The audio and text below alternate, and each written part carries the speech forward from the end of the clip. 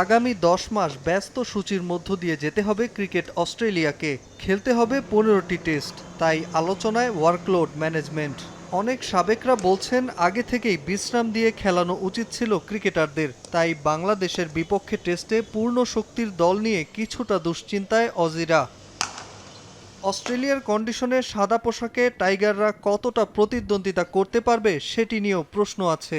এর আগে ২০০৩ সালে স্বাগতিকদের মাটিতে খেলা ২ টেস্টেই হেরেছে ইনিংস ব্যবধানে, এমনকি ম্যাচ পঞ্চম দিন পর্যন্ত গড়ায়নি। তাছাড়া সাম্প্রতিক সময়ে অন্য দেশগুলোর বিপক্ষেও হয়েছে এমনটা। টাইগারদের বিপক্ষে যেন এমনটা না হয় তা নিয়ে আগেই পিচ কিউরেটরদের সতর্ক করলেন অ্যালান বোর্ডার। আগের ম্যাচগুলোতে পিচে বেশি ঘাস থাকায় টেস্টগুলো ২-৩ দিনেই শেষ হয়ে যেত। বোলাররা এতে একচেটিয়া সুবিধা পেয়েছে। সামনের ম্যাচ থেকে ভালো উইকেট দেখতে চাই, এমন সমতল পিচ যেন ব্যাটসম্যানরা রান পায়। খেলাটা যেন চতুর্থ বা পঞ্চম দিন পর্যন্ত মাঠে গড়ায়। অন্তত প্রথম ২ দিন উইকেট ব্যাটসম্যানদের দখলে থাকা উচিত। অস্ট্রেলিয়ার উইকেটে লাল বলে রক্ষণাত্মক খেলা খুবই কঠিন, সিম মুভমেন্টে আক্রমণাত্মক খেলাও জটিল। আমি চাই এমন পিচ যা সবাইকে সুযোগ দেবে। শুরুতে ব্যাটারদের, আর ম্যাচ তৃতীয় বা চতুর্থ দিনে গড়ালে স্পিনার ও পেসাররা সহায়তা পাবে।